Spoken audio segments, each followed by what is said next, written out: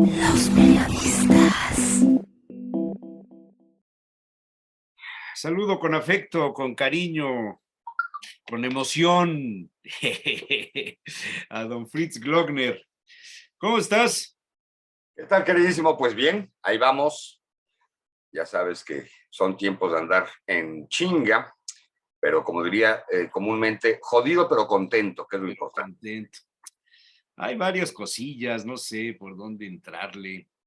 ¿Cómo viste el asunto de la solidaridad que se mostró de parte de algunos escritores, sobre todo de estos que se consideran poseedores de bestsellers, en relación al atentado que sufrió el escritor Salma.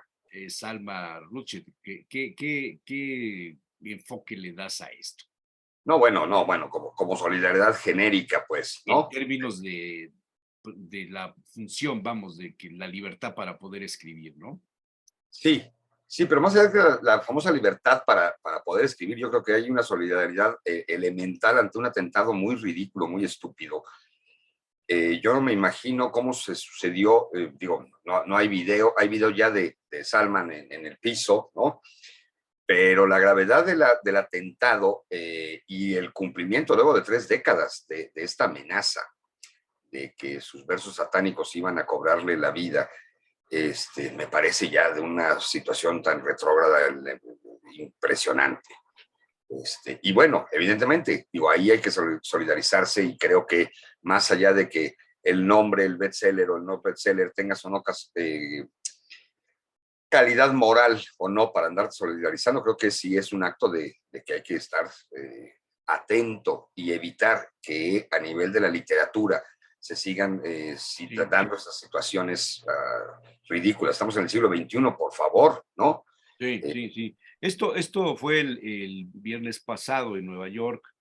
Aparecieron nombres ahí como Paul Auster, Reginald Wine, Tina Brown, Harry Kunzru, Gay Talese, entre otros.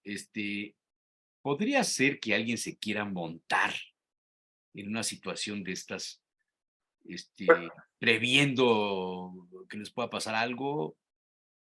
No lo sé, digo, este tipo de eventos no dejan de ser eventos sociales como cuando vas a un velorio. Ajá, sí, tienes razón, Bueno, tienes razón. por fortuna no falleció Salma, perdón, Rushdie, pero es como cuando vas a un velorio que de pronto hay una cantidad, un porcentaje de personas que asisten a un velorio impresionantes donde van a lucirse, no van a dar tanto el pésame. Entonces, Sí, pero bueno, no está mal tampoco, pues, ¿no? O sea, digo, más allá del negocio que quieren sacar del difunto, pues, por decir de alguna manera, en esta ocasión, más allá de querer o no jalar agua a su molino, tomando en cuenta la situación que estaban viviendo, yo creo que es bueno manifestarse, es bueno protestar, es bueno indignarse claro. ante un acto tan artero como este, ¿no? Sí, claro.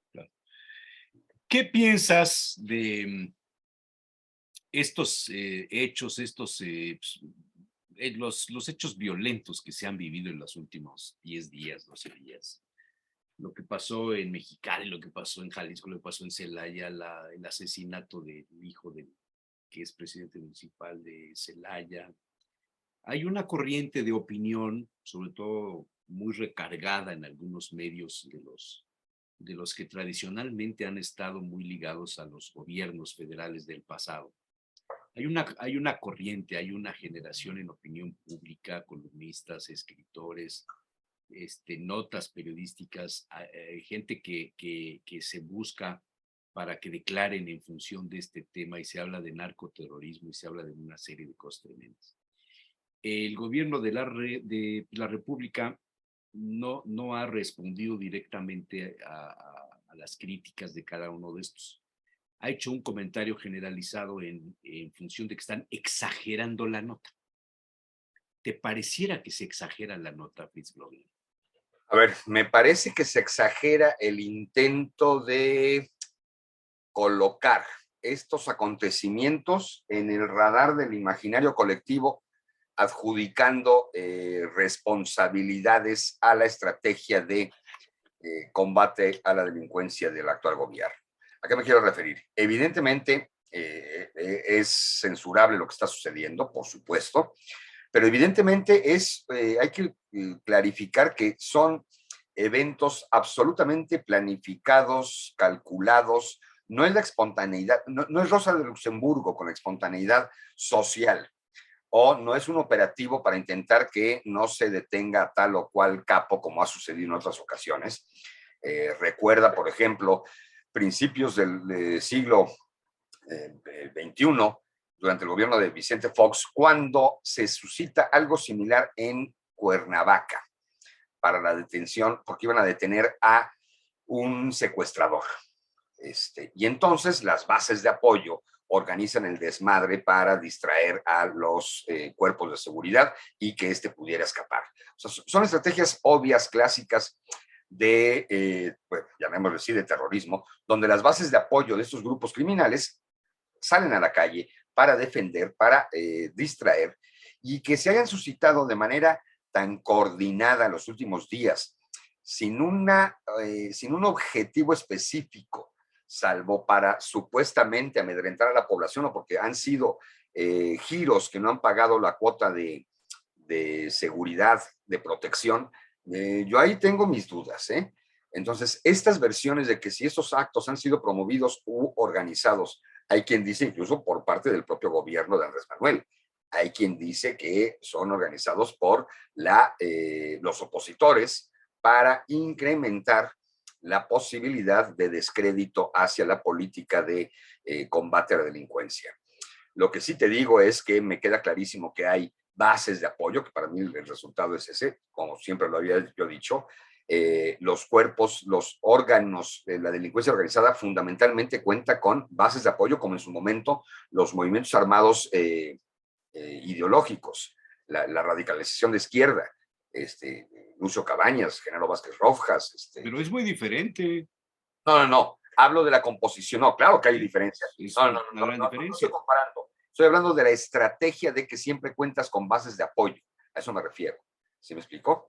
Entonces, y lo dije desde el principio de la guerra, cuando Calderón inicia la guerra en contra del narcotráfico, decía yo, nunca los vas a derrotar porque van a contar con bases de apoyo, al igual que en su momento los grupos de radicalización contaban con bases de apoyo. A eso me refiero, ¿sí? No estoy haciendo un comparativo. No. Digo, porque hay un analista de una de estas empresas que se dedican a la seguridad, que hacen monitoreos, hacen una serie de cosas, que se llama Eduardo Guerrero.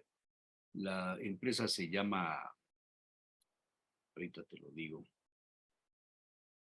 Lantia se llama. Y hace un comentario muy amplio en el diario El País este domingo, sobre los hechos que se han estado suscitando, y le van preguntando que si es correcto, que si lo que está pasando, que si se puede hablar de que hay una desestabilización en el país, etcétera, y pronuncia una frase. Dice, el narco mexicano no está debilitado, está más fuerte que nunca. Y la violencia se debe a los recientes ataques múltiples del gobierno a los grupos criminales. O sea, lo ve como una reacción a la estrategia que usa el gobierno federal. Claro. Me parece que es un enfoque, en todo caso, más objetivo. Claro. Aquí está hablando de otra cosa, digamos. Exactamente. ¿No? Aquí está dice, hablando de que el gobierno hace algo y la reacción es esa. Claro. Entonces, ese tipo de análisis no lo había yo escuchado, por ejemplo. No, sale este domingo publicado. Ya. En El País. Ya. Y ahí tiene pues, su punto de vista, ¿no? De que tan está funcionando la otra estrategia, que entonces como acción-reacción, los narcotraficantes están saliendo a la calle en esta lógica de incrementar el pánico del imaginario colectivo, por ejemplo, ¿no? Que sería así como su forma de intentar contrarrestar los pasitos que se pudiesen lograr. Yo insisto, me parece, lo que me entra en una duda es la coordinación en tantas ciudades. O sea, esta planificación, que repito, no es Rosa de Luxemburgo, no es la espontaneidad, ni se han demostrado que sean operativos para defender o permitir la huida de tal o cual. Entonces, sí caería muy bien, coherentemente, este comentario al respecto de que es una reacción a la acción como tal. Sí. Ah, pero bueno, Ojalá lo seguimos. leas, te lo voy a mandar ahorita. Ah. No sé si tú tengas la suscripción a ese diario, pero yo te la comparto. Vale la pena quizá que la leas para normar algún criterio. ¿Qué piensas de estos hechos? Algunos los llaman cajas chinas, cortinas de humo. Sale Rosario Robles, el mismo día que detienen a Jesús Murillo Caram. El fiscal general habla de 83 órdenes de aprehensión o de investigación, más bien dicho, para que se integren las carpetas de 83 elementos, entre ellos comandantes militares de la zona de pues, Guerrero, eh, asesores de seguridad, todos los que intervinieron en esa famosa junta que presidió Jesús Murillo Caram, en donde se tomó la decisión de crear la verdad histórica. ¿Cómo ves esto, Pero Fritz? ya te me fuiste al epílogo del acontecimiento y yo empezaría por destacar que me parece histórico que de pronto una larguísima investigación haya concluido con un informe maravilloso, en el sentido de desentrañar las diversas narrativas que se fueron montando y que permitieron el no esclarecimiento de lo que sucedió con los 43 estudiantes normalistas de Ayotzinapa. Somos un país donde estamos acostumbrados a que la investigación no suceda. El caso Colosio, cualquier cantidad Ya lo de reabrieron historias. también, ya lo ¿También? reabrieron. Bueno, sí, ya hay por ahí otra línea.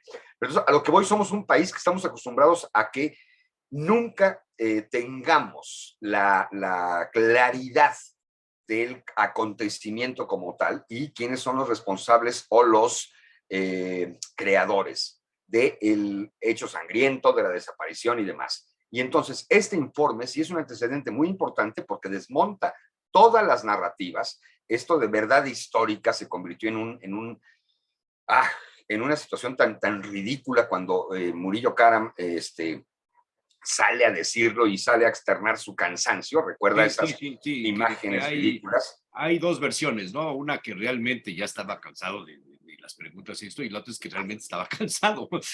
Bueno, finalmente es como cuando se cayó el sistema, la frase que ahí ya búscale arreglar por donde tú puedas. A mí Murillo Karam nunca me pareció una persona confiable en estos asuntos, pero hay que entender que Murillo Karam representaba en aquel momento la complicidad de los grupos Atlacomulco, presidente de la República, y del grupo Hidalgo, de uno que quería ser presidente de la República, que eran los que tenían el contacto con los narcos o con el mal, las fuerzas del mal, ¿no?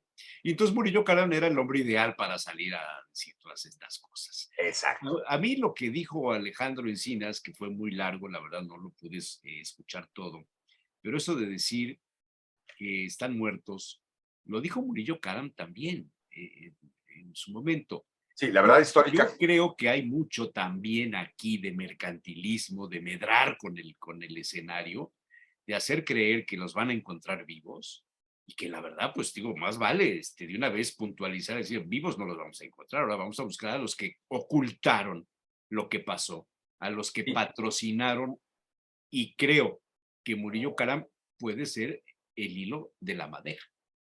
Sí, porque aquí evidentemente yo creo que la conferencia de Alejandro Encinas fue clave. Muy amplia, muy amplia. Y fue muy descriptiva y fue específica y para mi gusto, además muy estremecedora, pues. No es ningún tonto, es un tipo muy inteligente y muy por favor, constante. Yo tuve el gusto de tratarlo hace unos años con Alfonso Vélez Pliego, que era muy amigo de él. Yo le mandé un mensaje diciéndole que es un chingón. para acabar. Pero bueno, a lo que voy es... ¿A nombre de los dos o tú, solo tú? Ahorita le digo que también te incorporas a esa. Esto, me cuelgo yo del asunto. La gracia es que aquí la diferencia de decir en la verdad histórica, ¿no? Como Murillo Karam lo planteó, de que habían sido incinerados en un basurero. Acuérdate esta Sí. relatoría tan ridícula, tan estúpida. Y ¿no? de los argentinos, ¿no? Que también, Exacto. ¿no? Digo, Sí.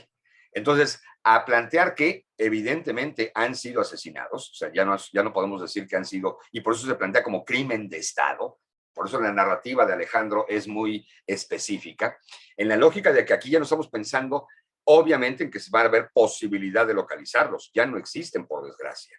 El planteamiento es cómo se articuló la narrativa de la verdad histórica desde la óptica de culpar específicamente y únicamente al narcotráfico, y aquí se plantea evidentemente la complicidad.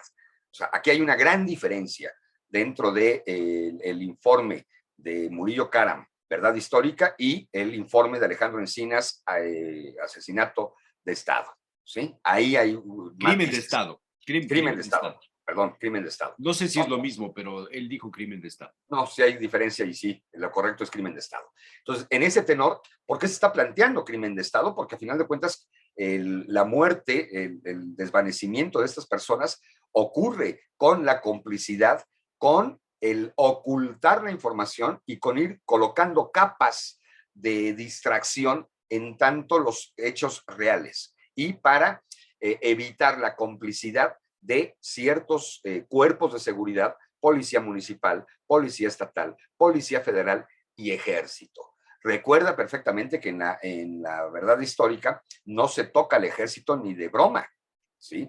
Se habla y de aquí que... dentro de los llamados a declarar, hay personajes que están en funciones en este momento. Por supuesto. Y hay una responsabilidad, entre otros, del que era el secretario de la Defensa en aquel momento, el Por general supuesto. Cienfuegos.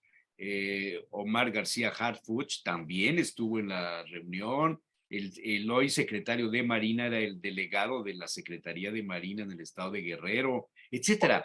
Hay muchas cosas que quizá en aquel momento, aquí lo que da curiosidad y un poco de morbo es quién tomó la decisión de que las cosas se manejaran así.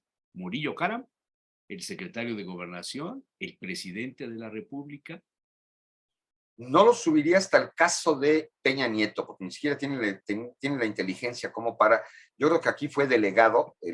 No, perdón, pero sí, o sea, a ver, estoy siendo muy sincero.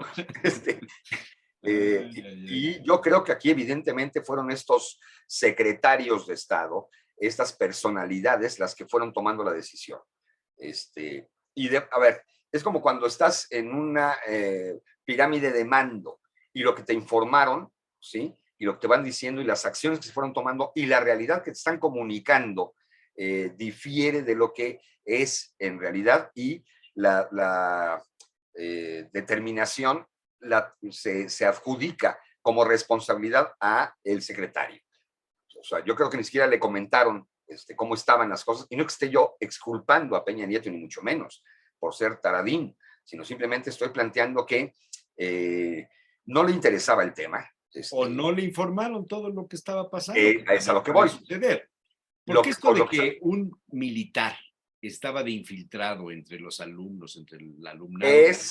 Esto me recordó mucho, querido Fritz, los hechos de la UAP cuando los agentes encubiertos de Guarneros, de Flores Narro, de qué sé yo, me imagino que del ejército, de la zona militar, de la 25ª zona militar, que en aquella época el encargado de la sección, no sé si es la cuarta, la que se hace cargo de esto, era Rodríguez Verdín, por ejemplo, ¿no?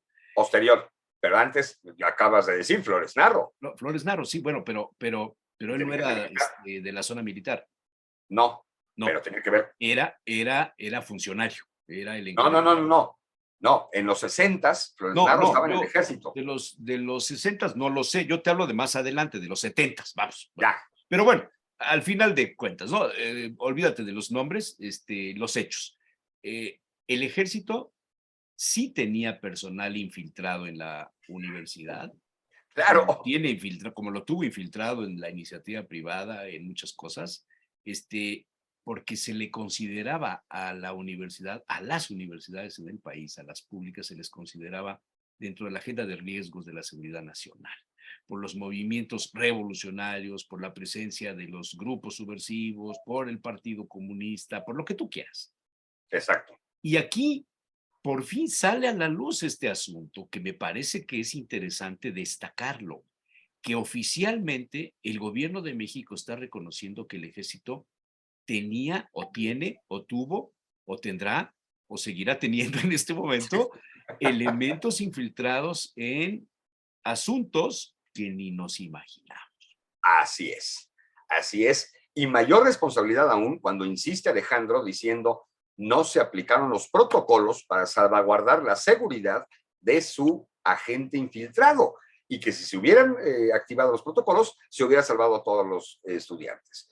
Entonces, sí, claro que te antojaría que los estudiantes iban de buena fe, que a los estudiantes los subieron a un autobús que no era, o que secuestraron un autobús que no era, que los encargados de Guerreros Unidos, o como se llama el grupo se enojaron, le reclamaron al comandante de la policía, el presidente municipal se desentendió, no, pues arréglense, párenlos, quítenlos, se armaron los balazos, el otro estaba festejando ahí con la esposa, echando desmadre, chupando tranquilo, ¿no? Pues, déjenme tranquilos, estamos chupando tranquilos, ¿no? Ahí resuélvanlo, ahí resuélvanlo. Y entonces el encargado del operativo dijo, pues vamos a ver cómo los detenemos, y los detenemos porque ahí va mucha lana de por medio en ese autobús. Así es. Y entonces los unos se fueron tapando a los otros. Este es quizá el tema más revelador.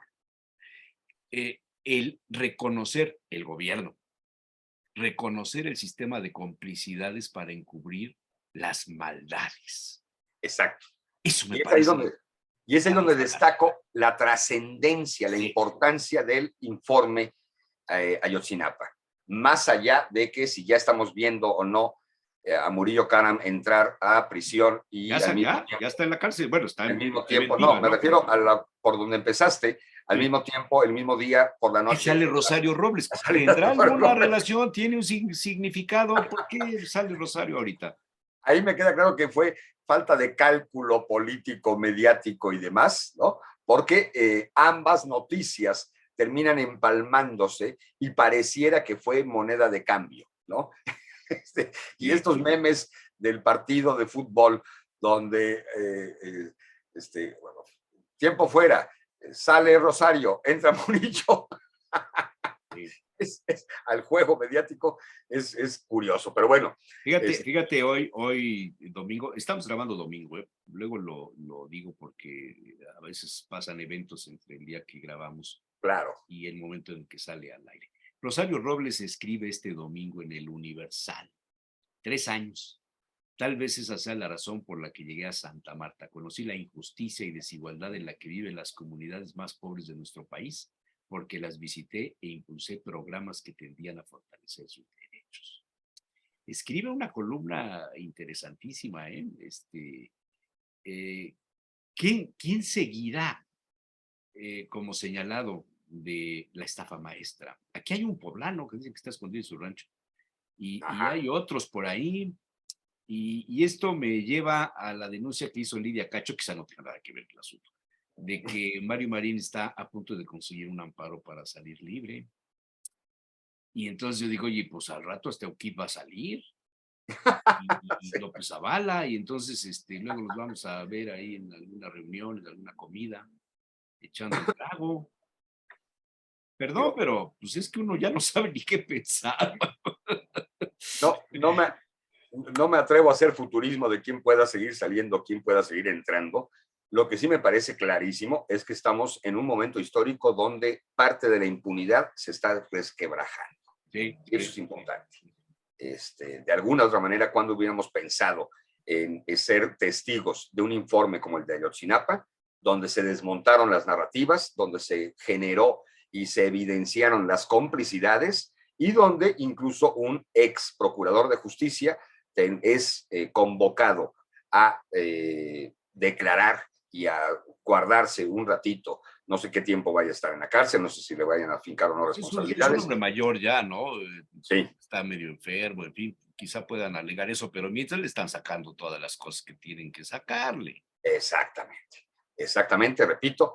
Entonces, en esa lógica, creo, sin lugar a duda, de que sí estamos ante una situación y hay procesos de investigaciones que están caminando, como la estafa maestra, que sigue por ahí, Odebrecht, que sigue siendo un tema, ¿no? Que no ha terminado de llegar a todas la cola de responsables y que, insisto, obviamente no me gustaría estar en el pellejo de Hertz Manero, de ninguna de las acepciones imaginables, pero de que hay procesos y procedimientos y, repito, de alguna u otra manera, rasguños a la actitud de impunidad que habíamos vivido constantemente, sin lugar a duda, eso es trascendente y eso es lo que me parece importante. Por el Otros otro lado, asuntos, perdón. por otro lado, y dando un giro a un tema, se cumplió lo que se veía venir con respecto a Morena Puebla. Ah, bueno, ese era precisamente el tema que te iba yo a poner. Me lo quitaste de la lengua. Pareciera que no aprendieron los mecanismos, estrategias, artilugios de quien hoy ocupa Casa Puebla, que esto mismo lo hizo sin el poder absoluto dentro del PRD poblano por ahí de 1992, 93, 94, cuando siempre he dicho que generó. Hijo, qué memoria tienes. Bueno, carnal, soy historiador, ¿no? No únicamente ¿Te es acuerdas de eso? Estaban los únicamente. Méndez, ¿no? Exactamente. Entonces, si ya lo había hecho sin poder, imagínense si no lo iba a hacer desde Casa Puebla, por favor.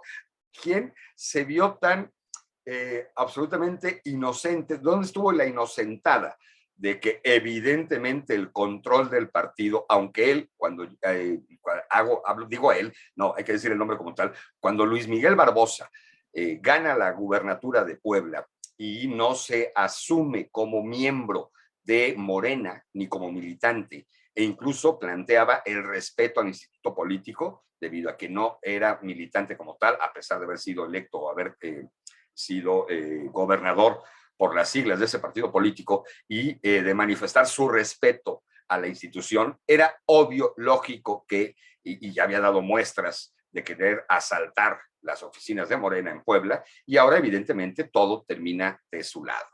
Entonces, no entiendo la inocentada, porque repito, esto ya lo había realizado en su momento histórico con el PRD, sin tener la capacidad de movimiento financiera, logística, chantajista, y ahora, evidentemente, pues ni modo que no sucediera. Esto va a influir en la designación de quién sea el candidato. Sin lugar a duda, esto tiene O mayor porcentaje, cuenta con mayor porcentaje de influencia y no solamente en el deseo de gobernador a candidato, como se venía diciendo, sino evidentemente tiene mayor capacidad de maniobra para el futuro. Punto. Sí, tienes razón. No es definitivo tampoco, ¿eh? No. No es definitivo, pero cuenta con un porcentaje que no lo tenía hasta el sábado anterior, ¿no? Que no se tenía, pero ahora cuenta con capacidad de influencia, sin lugar a duda. Ahora sí hay influencia. En fin. Sí, definitivamente. Está bien. ¿Qué otro temita tienes por ahí? Siempre, diría yo que evidentemente el presente es, se repiten las recetas del pasado, y que no lo observemos o no seamos capaces de preverlo, es ahí cuando dices, uy, por favor, pero bueno. En fin, querido, es la historia que estamos atestiguando, es parte de la renovación generacional incluso y hasta tecnológica. Sí, evidentemente. Muy bien. Pues si no tienes ninguna otra cosita. No, bueno, sí, ligeramente comentar que estuve presente en la Ciudad de México en un evento donde la Ciudad de México va a designar sitio de memoria donde estaban las antiguas oficinas de Tlaxcuaque. ¿Recuerdas Tlaxcuaque? No. Tlaxcuaque es donde estaba un edificio que se cayó en 1985 con el 19 de septiembre, el terremoto del 19 de septiembre, y en Tlaxcuaque estaban las oficinas de la Policía de Tránsito, de Policía y Tránsito del Distrito Federal, hoy Ciudad de México, y se hizo emblemático ese edificio, bueno, porque cuando te detenían, todos los detenidos ya, sí. el primer calabozo al cual te llevaban es en Tlaxcuaque. Ya de ahí, dependiendo de tu peligrosidad, podías terminar y ser trasladado a Circular de Morelia número 8, que eran las oficinas de introducción a la tortura de la Dirección Federal de Seguridad, y dependiendo de tu peligrosidad, terminabas en los sótanos de las oficinas de la DFS enfrente del Monumento a la Revolución, o incluso en el campo militar número 1. Pero bueno, Tlaxcuaque es emblemático y se hace más emblemático porque también ahí estuvieron las oficinas y el centro de mando y de control de la Dirección de Investigaciones Políticas y Sociales. Esta policía política privada, no privada, perdón, sino secreta, que también actuaba conjuntamente con la Dirección Federal de Seguridad. Muchas veces hablamos mucho de la DFS y se nos olvida la DIPS, que es la Dirección de Policía de Investigaciones Políticas y Sociales. ¿Me explico? Y la DIPS estaba en Tlaxcuaque también.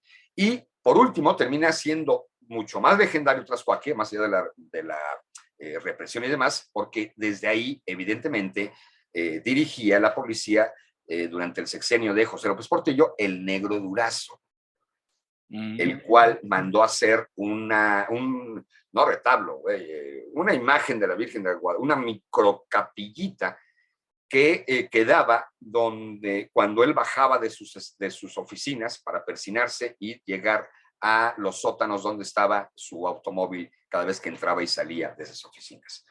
Entonces, es legendario porque, repito, en el 85 con el terremoto, ahí se descubren cadáveres y cuerpos con tortura, y es el inicio de la comprobación de la evidencia de que en México a los detenidos por motivos políticos o incluso en términos genéricos se les torturaba. Y a partir de ahí los famosos derechos humanos empezaron a ser causa social, y no hubo forma de que el Estado mexicano negara esta práctica de los cuerpos judiciales. Y entonces Tlaxcuaque va a ser convertido como iniciativa del gobierno de la Ciudad de México como un centro de memoria, cosa que me parece muy importante. ¿Y eso cuándo lo van a hacer? Están en los trabajos, porque además existen peritos judiciales. O sea, ¿será este año? Supongo que sí será este año. Eso se avisó desde el 2 de octubre del año pasado, pero el trabajo de peritaje porque ubica que en el 85 se desmadra parte del edificio que destruyen después, 86-87, y quedaron los sótanos, donde evidentemente están las celdas de tortura. Yo tuve la oportunidad de visitar el sótano y toda esta museo del terror, ¿no? Donde es lo menos que podías decir, museo del terror. Sí, donde las paredes siguen resguardando varias voces, donde la calidad humana se denigraba de una forma impresionante, ¿no? Entonces no sé si dé tiempo o no para que se inaugure pero por lo menos de que se han iniciado los trabajos para declarar sitio de memoria este espacio, me parece importante. Qué interesante. Ya no me dijiste nada de lo de Marín. ¿Crees que haya posibilidades de que consiga un amparo? Lo denunció Lidia Cacho. Lidia Cacho, sí. Leí la nota, lo escuché, pero no te sabría decir, querido, ahí sí, mi conocimiento, mi capacidad jurídica, si tiene o no si cuenta con las estrellitas como para que se le sea otorgado o no un amparo, ahí no te sé decir. Bueno, ves que fue un tema que subieron a la mañanera. Sí. Y López Obrador dijo que Marín había apoyado, había negociado y había apoyado a Calderón. Sí. En las elecciones. Del 2000, sí, así es.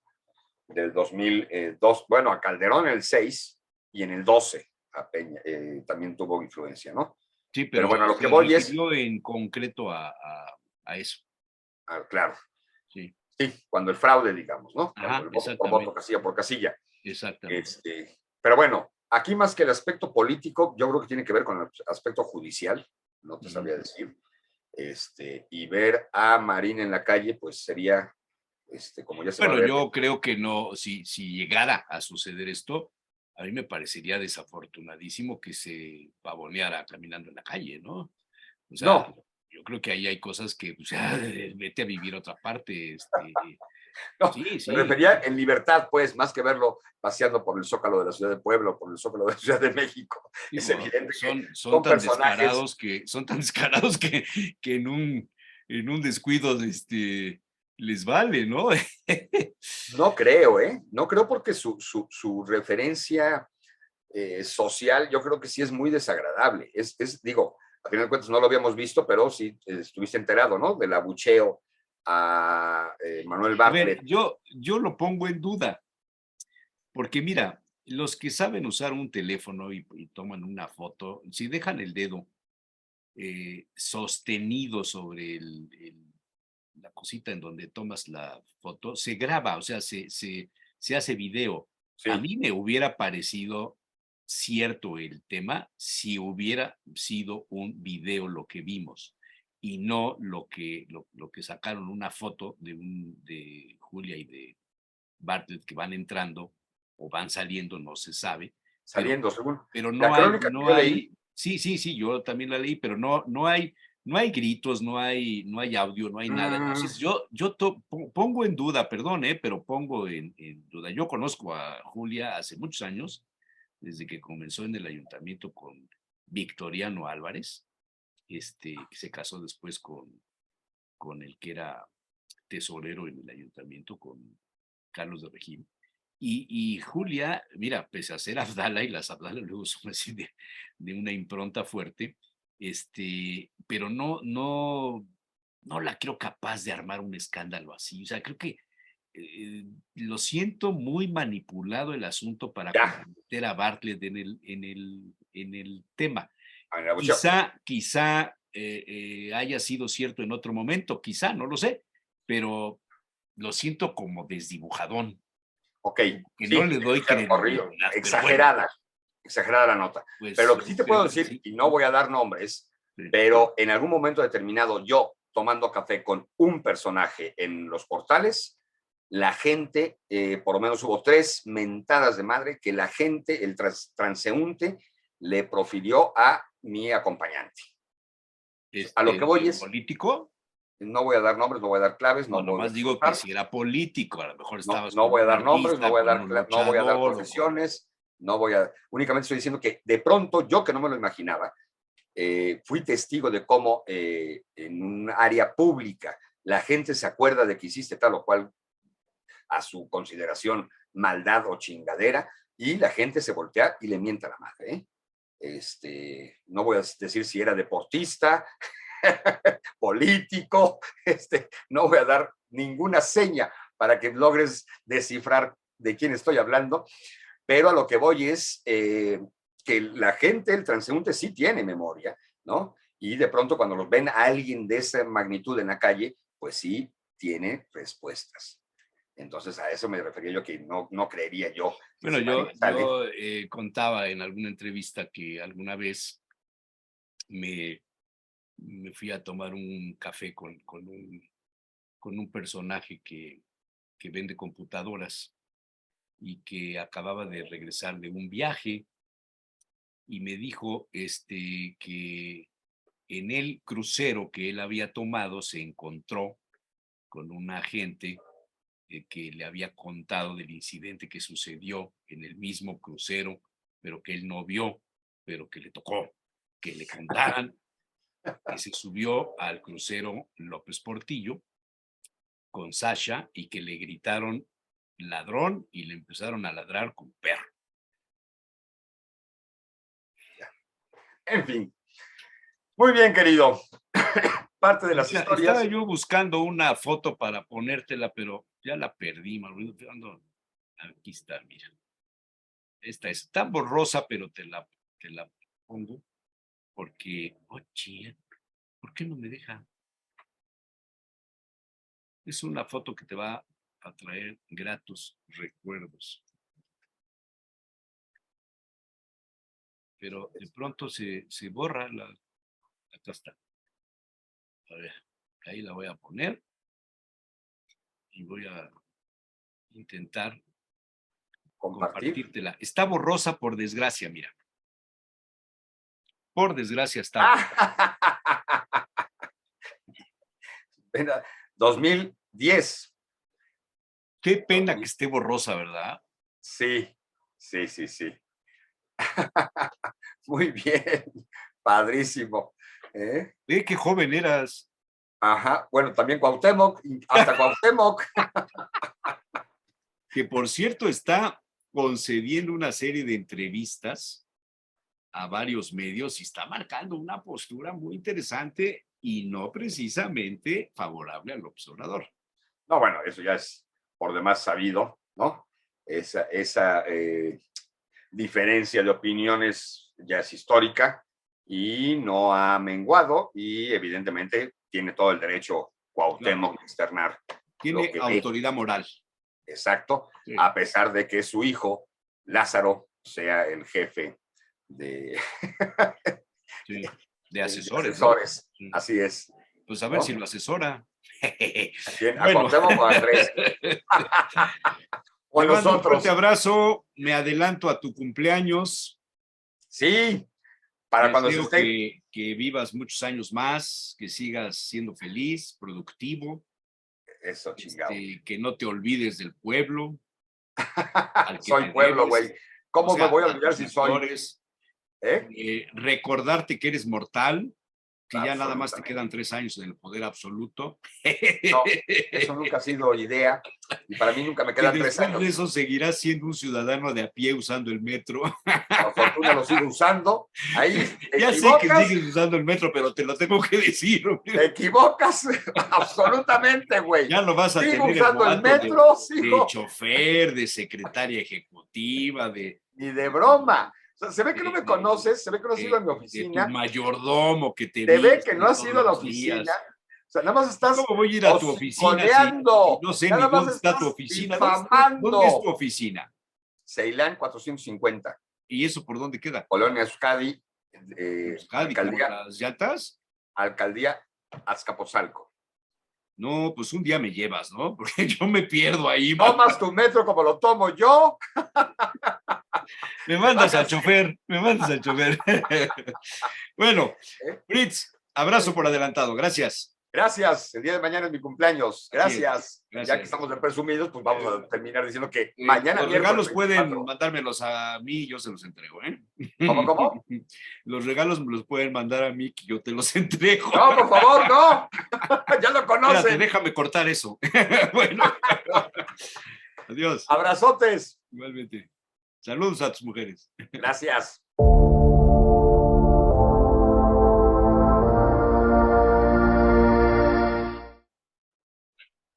Mi queridísima Dulce Andrea Sandoval Tapia. ¿Cómo te va? Bien, bien. No Ahora, tan bien como a ti, ahora pero bien. traes look de intelectual hoy. Sí, literal, ¿eh? Literal. Literal. Traes look de intelectual. Te mandé un artículo que no sé si te interesará comentar o entrar en ese tema o no. Tiene que ver con la educación, con la forma en la que los padres maleducan o educan a los niños y me gustó, está basado en un libro que se llama Niños Felices de la coach Magda Gómez, sin acento y sin S, digo, y sin Z, con S, Magda Gómez, o Gómez, no sé cómo se dirá, que habla de la educación positiva. Quiere decir esto que si hay educación positiva, habrá educación negativa, ¿no? Visto así. Y da una serie de consejos de cómo educar a los niños para que sean felices con esta técnica, digamos. Hay 14 preceptos, te los leo rápidamente. Prevenir los comportamientos. No pedir la cooperación solo cuando la necesita. Poner límites con empatía. Esto significa que no tiene que gritar, poner mala cara o usar frases como, ¿quieres ver cómo me levanto y me enfado? O te pego, lo que sea, ¿no? Tercero, observar a nuestros hijos y comprender su manera de ser. No hay dos niños iguales y no hay una única forma de educar. Hay que estar atento a lo que cada hijo necesita en cuanto a la orientación que le está proporcionando. Respetar a nuestros hijos. Parece obvio, pero muchas veces somos los primeros en faltarles el respeto. Ser empático. La próxima vez que lidiemos con una situación menos fácil, imaginemos que estamos en la piel de nuestro hijo. Sexto precepto, ser claros y concretos en lo que decimos. Dar alternativas. Séptimo, no necesitas muchas reglas. Cuando una regla es clara, queda implícito lo que aún puede o no puede pasar. Octava, ser firme y consistente. Si se establece que al llegar a casa todos se quitan los zapatos, entonces hagamos lo mismo y cuando el más pequeño se le olvide de hacerlo, es básico que no hagamos como si no lo hubiéramos visto. Basta con decir, Juan, los zapatos, y señalar hacia la entrada. El pequeño entenderá lo que tiene que hacer. 9. La primera regla de la parentalidad positiva dice, padres felices igual a hijos felices. ¿Ha viajado en avión? Una de las reglas en caso de despresurización de la cabina es que primero nos pongamos nuestra máscara de oxígeno y luego la de nuestros hijos. ¿Por qué? Porque si no estamos bien no podemos dar lo mejor de nosotros. Con la educación de nuestros hijos pasa lo mismo. Para evitar las rabietas y para sentirnos satisfechos de forma general, disponer de tiempo para nosotros es decisivo para poder gestionar todo eso. Esta me encantó. Padres felices igual a hijos felices. La 10, el vínculo. Es la calidad de la relación entre padres e hijos y sobre él se construye la relación positiva. 11, parentalidad proactiva. Es una parentalidad que sabe que el desarrollo de un niño se hace por fases y que por tanto se adapta a esa evolución y responde de forma preventiva a los acontecimientos. 12, liderazgo empático. Un líder es aquel que modela comportamientos, que hace que la cara coincida con la máscara y que sabe exactamente cuál es su papel. Educar, guiar, orientar y demostrar, haciendo que el niño descubra lo mejor de sí mismo. Esta es tremenda, ¿eh? 13. Imponer disciplina sin castigar. Cuando se educa desde el respeto, previniendo y acompañando, no hay lugar para castigos. Castigar es un juego de poder. Entonces, ¿cómo aprende un niño? ¿Solo hablando? Claro que no. En la vida hay consecuencias y el niño aprende mucho de ellas. 14 y última, resaltar lo que deseamos. Si bien es cierto que el discurso positivo está de moda, también es verdad que es muy positivo, supone una verdadera revolución en cuanto a la forma de pensar. Me quedé pensando en todo esto porque cuando vas a un restaurante, cuando vas al cine, cuando vas en el avión, lo que dicen, ¿cómo molesta cuando los niños son groseros? Gritan, se suben a los sillones, avientan las cosas, juegan con el azúcar, con el salero, tiran la comida, hacen berrinche. Y los padres como si no existieran. A veces, cuando tienen dinero, pues hay una muchacha que cuida a los niños, ¿no? Pero el papá o la mamá se desentienden. Ujú. Y el comentario es, ¿qué niños más mal educados? Y no, los niños no están mal educados. Los papás son los maleducadores. Son a los que no educaron y no tienen la responsabilidad de ser padres y de educar a sus hijos. Padres felices igual a niños felices. Padres educados igual a niños educados. ¿Cómo ves? Me encantó el tema, o sea, de hecho sí dije, es muy, muy buen tema ahorita para el regreso a clases y Para el para todo regreso lo, a lo clases. que tiene que ver. Sí. Claro, porque siempre empieza la duda de dónde se educan y demás. Efectivamente, por ahí hay un consejo que dice, ¿quieres saber cómo educar a un niño? Empieza 30 años antes con sus padres. Es imposible que a veces sin que nosotros nos demos cuenta como adultos cuál es nuestro rol, cuáles son nuestras responsabilidades, es muy difícil enseñarle al niño a tenerlas, a adquirirlas y sobre todo a gestionar sus emociones, ¿no? Hoy los padres hemos tenido que aprender cosas que nuestros padres nunca supieron, que nuestros abuelos ni sospechaban, que nuestros bisabuelos ni les interesaba. En el sentido de esta crianza respetuosa. Es una historia nueva el derecho de los niños. Antes los niños, cuando empezó esto de los derechos humanos y se empezó a decir qué clases de derechos tenían y demás, se empezó entonces a observar que las necesidades de los niños no eran respetadas, ¿no? Que los niños eran tratados como si fueran adultos pequeños, sin entender que ellos no están a la altura de un adulto, que están en un proceso de desarrollo. Fíjate, algo tan obvio y no nos dábamos cuenta, ¿no? Si no son personitas chiquitas, si no son niños que van creciendo. Tiene 30 años que los derechos de los niños fueron declarados. Realmente es nuevo que se hable de lo que el niño necesita.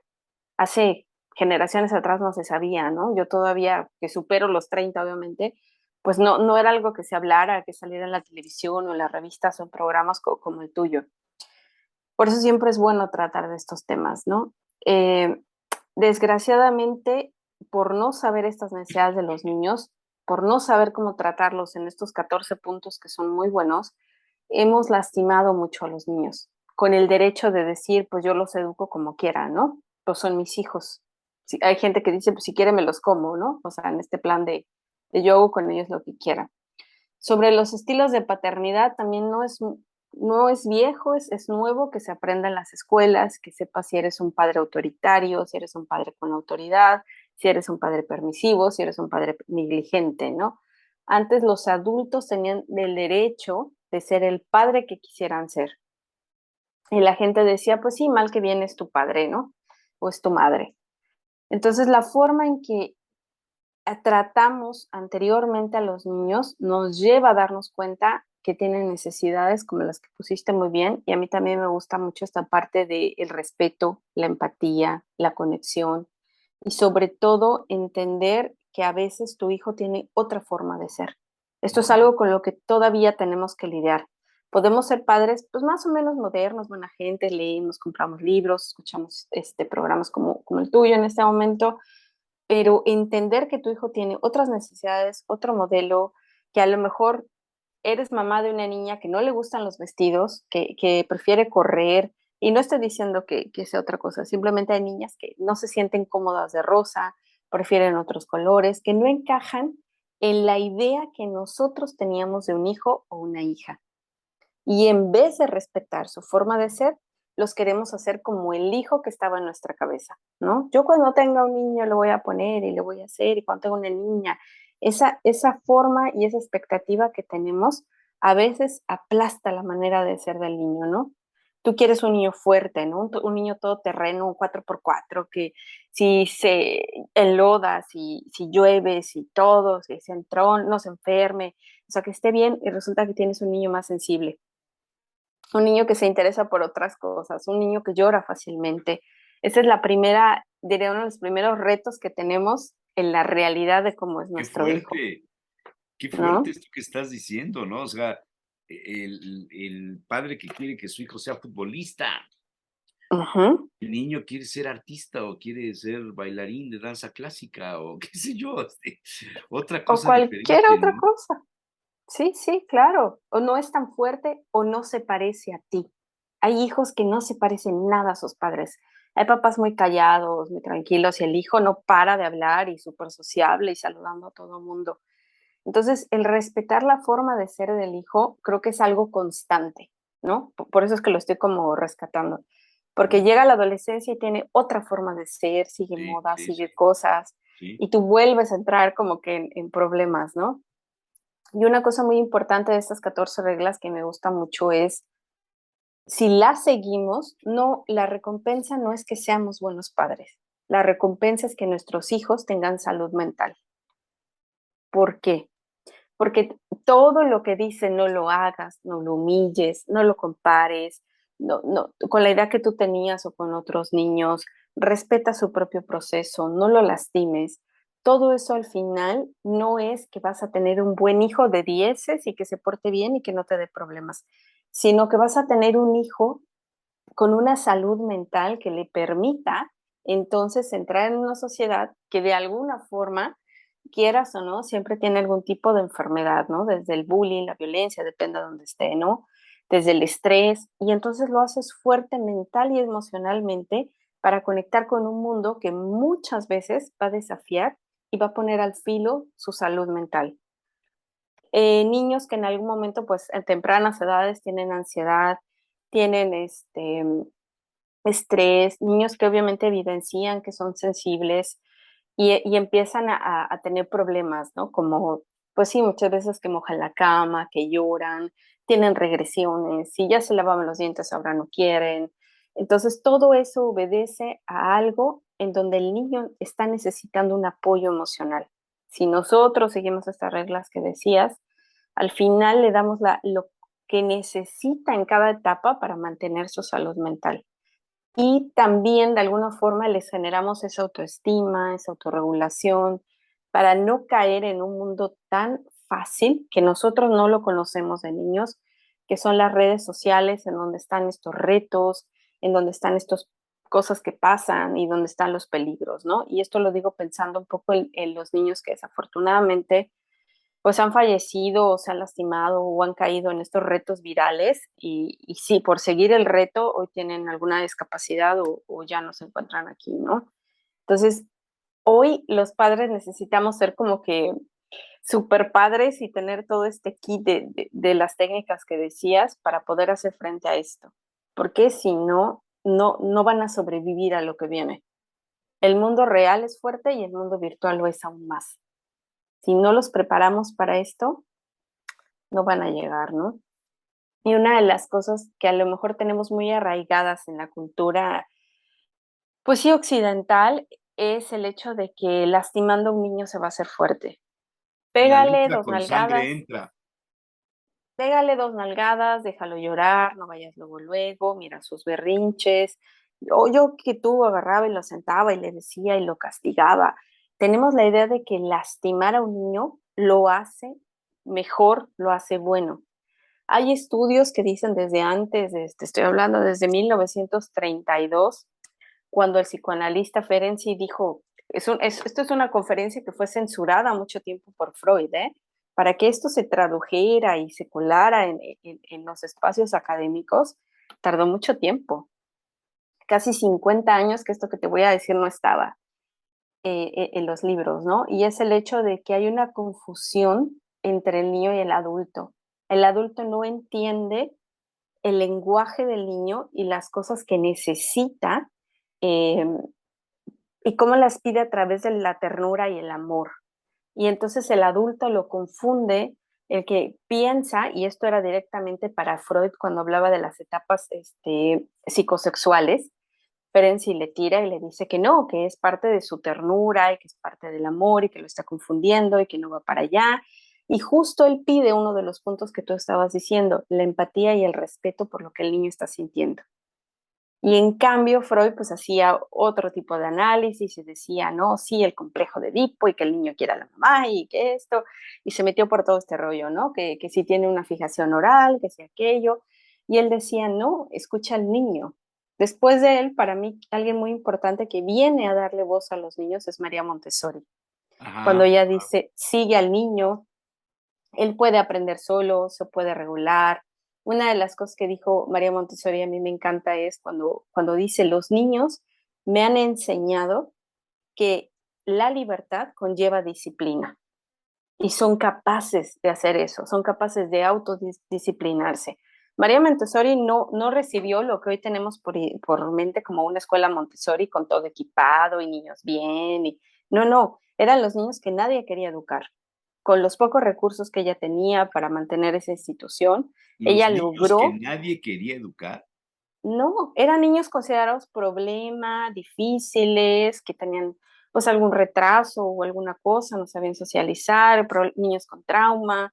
Y entonces el método Montessori les lleva a eso, a respetar sus tiempos, a que no era la escuela tradicional en donde niño, cállate, siéntate, solo yo sé, sino que le permitió explorar el mundo, le permitió autocorregirse, permitió seguir sus intereses, y entonces en ese ambiente de respeto, pero también de autodisciplina, es que los niños aprendieron todo.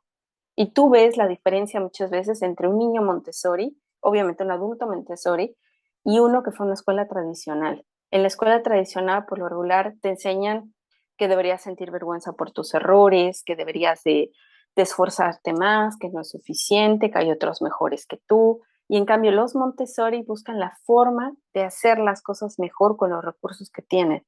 Y son capaces de ser constantes y confiar porque saben que han logrado otras cosas a través de ese método, que siguen, que aprenden, que revisan, que se mejoran, ¿no?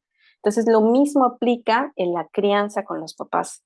Los papás en algún momento no les hemos permitido expresarse, equivocarse sin ser juzgados, sentirse en un ambiente seguro, donde esté la contención de muchas emociones. Creemos que un buen padre es el que critica mucho e incluso lo hace delante de sus hijos, ¿no? Ay, ya te ensuciaste, mira, tú nunca puedes comer bien, no puede ser. Pareces un pajarito, un cerdo o lo que sea que tenga del vocabulario el Señor, ¿no? Y no es posible, tú otra vez, y lo ridiculizan el público, ¿no? Y antes se pensaba, gracias a Dios eso ya no tanto, pero se pensaba, ay, mira, ese papá sí educa a su hijo, sí lo mete en cintura, ya le dio unos cinturonazos, ya lo castigó, ya. Y en realidad, repito, esa es parte de la vieja escuela en donde creemos que lastimar a un niño es educarlo. Entonces, me gustan estos puntos por eso, porque están respetando que estás formando un pequeño ser humano con emociones, incluso se habla hoy del cerebro infantil, es algo que hace años no se hablaba. ¿Cómo? ¿No tiene el mismo cerebro? No, no tiene el mismo cerebro. Hay partes que están en desarrollo, hay partes que necesitan mucho ejercicio social para mantenerse en algún momento dentro de las normas, ¿no? El aprender turnos, el aprender la empatía, la socialización, todo esto es muy importante. Y sí te diría que los niños que estuvieron encerrados en la pandemia tienen afectaciones en esta socialización, ¿no? En estas habilidades. Ya sea que se pelearon muchísimo con el hermano o no tuvieron hermanos para jugar o son niños más aislados, pero sí esperaría y creería como que es parte del encierro, de la pandemia, del miedo y de todo lo que sucedió, bueno, que los niños no tengan un desarrollo psicosocial como los que no tuvieron la pandemia, ¿no? Pero dime algo, porque ya me seguí Es yo. que como yo sé poco de estas cosas del Montessori y esto, la verdad es que sí conozco familias que han llevado a sus hijos a estas escuelas y son diferentes, tienen, no sé si más habilidades o se tienen más facilidad para relacionarse con los demás. No, Ujú, no hacen las cosas a fuerza. Y en el sistema tradicional, tienes que aprenderte a pie juntillas la lección, ¿no? Con puntos y comas y dar la lección, dar la clase que te dejaron, las fechas, ujú. las cuentas, la matemática, los acentos, la ortografía, qué sé yo. Y en el Montessori, no sé cómo funciona porque nunca he ido a una escuela Montessori y a la edad que tengo, pues ya tampoco voy a ir. Pero tú recomiendas la educación Montessori, el método. Es el método de aprendizaje, digamos, social, cognitivo y en cuestión de ambiente natural del niño, porque permite la exploración, permite la colaboración y de alguna forma los niños, aunque la gente no lo cree, aunque no hay una clase formal, no se sientan, no escuchan al maestro, sino hay todo un material que está dispuesto de cierta forma, los niños acaban aprendiendo lo mismo que en una escuela o en un, pues sí, en un kinder, porque es el nivel que más se usa en Montessori, en un kinder normal. Acaban leyendo, escribiendo, conociendo densidades, volúmenes, sumando, restando, acaban haciendo lo mismo, porque es natural llegar a esos conocimientos. Ya está en parte de nuestra curiosidad y lo que necesitamos conocer del ambiente, saber que uno más uno son dos, que si quitas un uno, pues ya te queda nada y así, ¿no? Este tipo de cosas ayudan, socializar también. Y de hecho, las escuelas Montessori, cuando los niños están trabajando, son realmente silenciosas. No pensarías que hay 20, 30 niños haciendo cosas al mismo tiempo, ¿no? Rara vez hay peleas y si no, pues siempre está la guía, que no es la maestra, sino la guía, que como tal es una guía, es la mediadora entre el conocimiento y el niño, no es la portadora del conocimiento, no es la maestra, no, es la guía. Entonces le ayuda a llevar y a resolver ese problema que tiene, ¿no? Pero nunca es desde el rol del adulto, que es lo que te decía con esta conferencia que dio este psicoanalista. Decía, no te pongas en el lugar del experto, no quieras de alguna forma llevar al niño a tu mundo y hacerlo como tú crees que tiene que ser. Y los papás somos así. Yo sé, yo soy su papá y nadie mejor que yo va a poder educarlo porque yo sé, y en realidad no sabemos nada. Sabemos muy poco sobre el cerebro infantil, sabemos muy poco sobre las emociones que tienen los niños y la forma de gestionarlas y regularlas. No, tú decías, ese adulto feliz que cría un niño feliz, realmente no somos ese adulto feliz. La gran mayoría de nosotros ha pasado por una escuela tradicional que ha aplastado muchas de nuestras habilidades y otras las habrá potencializado. Hemos tenido una crianza no respetuosa, normalmente autoritaria, en donde el adulto era el central, el importante, y nosotros teníamos que hacer las cosas que el adulto pedía para a cambio recibir afecto, para a cambio recibir amor. Ah, ese sí es mi hija, sí es mi hijo porque se porta como yo quiero, ¿no? Y el otro pues es una vergüenza de la familia porque no se comporta según lo esperado por él. Entonces, realmente este adulto que debería de criar al hijo feliz, que fue la parte que te gustó, pues tiene que hacerse a sí mismo ya de adulto, porque en sí, dentro, no tuvo un niño feliz. Entonces, un adulto no feliz tiene que enseñarle a un hijo a ser feliz, ¿no? Y lo que a mí me gusta es eso. Te lleva a decir, pues escucha a tu hijo, sigue su forma de ser. Al final, él solo tiene que ser la mejor versión de sí mismo, no lo que nosotros queremos que sea, ¿no? Entonces es muy fácil decir, bueno, yo quiero que sea de tal forma, que vaya para acá, y que tenga estos intereses, lo que te decía, ese hijo que tenemos en la cabeza antes que en la panza o que en los brazos, tenemos una predisposición de cómo debe de ser y lo que nos gustaría, y en cambio el hijo real, ¿no? Que tenemos. Entonces, en esa adecuación, lo que tenemos que hacer es permitirle al niño ser la mejor versión de sí mismo, porque al final para eso educamos, no podemos educar para otra cosa. Creemos que vamos a hacer a nuestros hijos algo de la vida. No, ellos tienen el potencial para hacer algo y nosotros tenemos que hacer como un poco esta guía Montessori, en mediar entre el potencial que tienen para hacer y lo que el niño necesita hacer. Somos ese puente, pero no somos en realidad los creadores de ese niño. Él se va a hacer a sí mismo. Él tiene que hacer que sus talentos, pues de alguna forma se escuchen, los desarrolle, vaya y llegue a sus metas, ¿no? Lo peor que le podemos decir a un niño es, cuando tú crees que tienes que ser como tu papá, el mismo trabajo, te vas a quedar en el negocio, o tienes que estudiar porque te vas a quedar con el despacho, da igual, ¿no? Eso era como que en la Edad Media, el hijo de herrero, pues era herrero como su padre porque era lo más fácil y era lo único que podía aprender, no tenía acceso a una educación. Hoy eso es demasiado retrógrada para decir, bueno, es que tiene que ser como yo.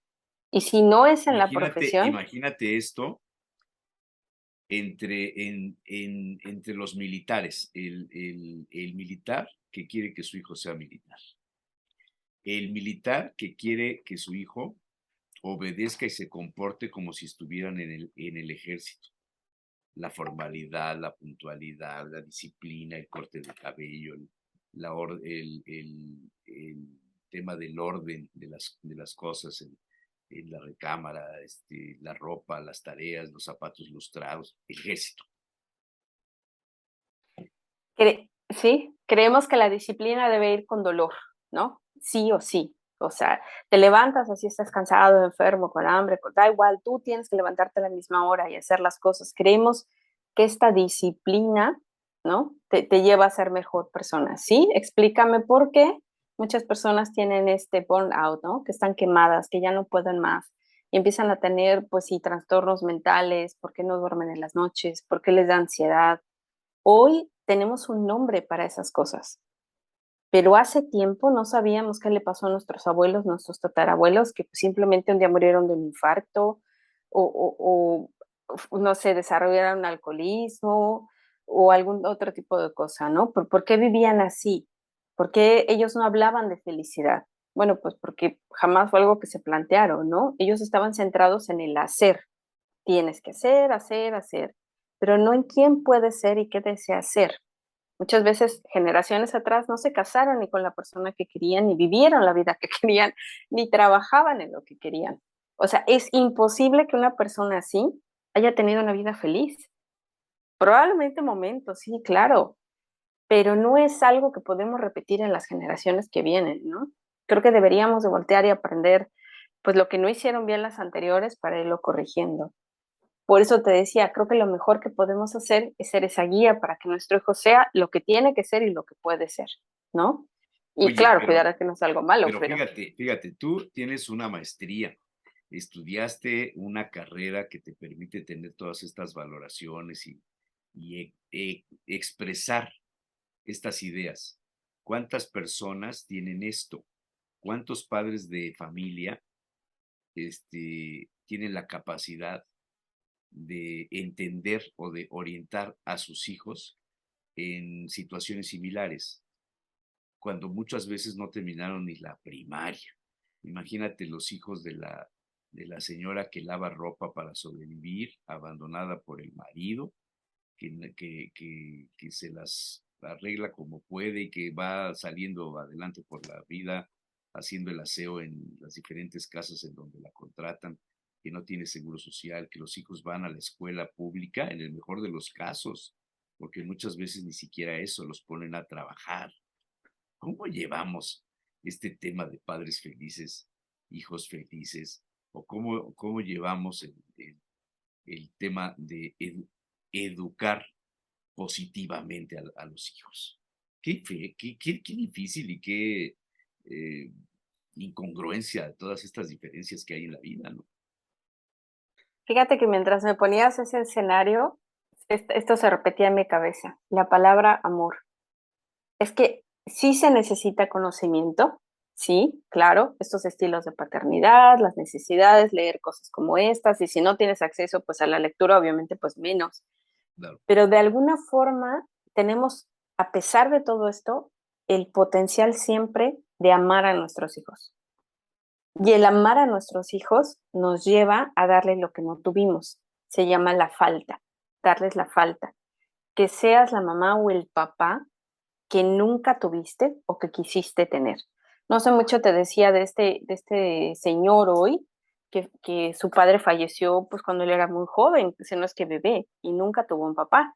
Y hoy tiene aparte de que es papá, tiene el canal de YouTube que dice, papá, ¿cómo le hago? Y enseña a cambiar la llanta, a ponerte la corbata, a qué sé yo, cómo llevar a tu novia a una fiesta, cosas así, ¿no? Tenemos esta gran capacidad de dar nuestra falta, y eso es amor. Entonces, yo diría que la condición básica no es tanto el conocimiento, sino es el amor. Y una vez que tengas amor, obviamente te vas a equivocar, vas a decir, pues yo pensé que haciéndolo así mi hijo iba a estar mejor o tal forma, pero el amor creo que es una guía muy importante, porque el amor ya implica que tú deseas lo mejor para tu hijo. Y el amor implica respeto, y el amor implica tolerancia, empatía, conexión, constancia, implica un montón de cosas, ¿no? En sí misma parece una disciplina. Cuando una persona te quiere, te lleva a ser mejor. Y lo hemos visto con parejas, lo hemos visto, bueno, pues de alguna forma también con padres que adoptan a sus hijos. Tú me ponías este escenario y yo justo conozco una persona que encaja con todo lo que tú acabas de decir y es una señora, pues sí, yo creo que hoy, pues sí es difícil que a una avanzada edad aprenda a leer y demás. Ella un día adoptó a un niño que nadie quería, lo adoptó y hoy de verdad como historia de telenovela, hoy el niño es un médico y es un buen médico y tiene buen trabajo y la apoya y la cuida a ella, ¿no? Entonces, yo nunca me voy a dejar de asombrar de la capacidad o de todas las capacidades que podemos tener cuando amamos a alguien. Yo diría de base el amor. El amor a nuestros hijos nos va a llevar a que ellos sean mejores y que a nosotros seamos mejores. Difícilmente que tú ames a tus hijos te lleva a ser mala persona. Normalmente en algún momento entiendes que tienes que cuidarte porque no quieres lastimarlo, que quieres vivir más años para cargar a tus nietos y entonces empiezas a hacer ejercicio, empiezas a dejar cosas a un lado. O sea, es difícil que las dos cosas no encajen, ¿no?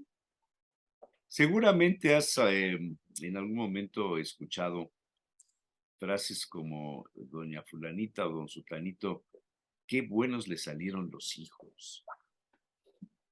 Ujú. O sea, los hijos salen buenos, como cuando te compras una lavadora.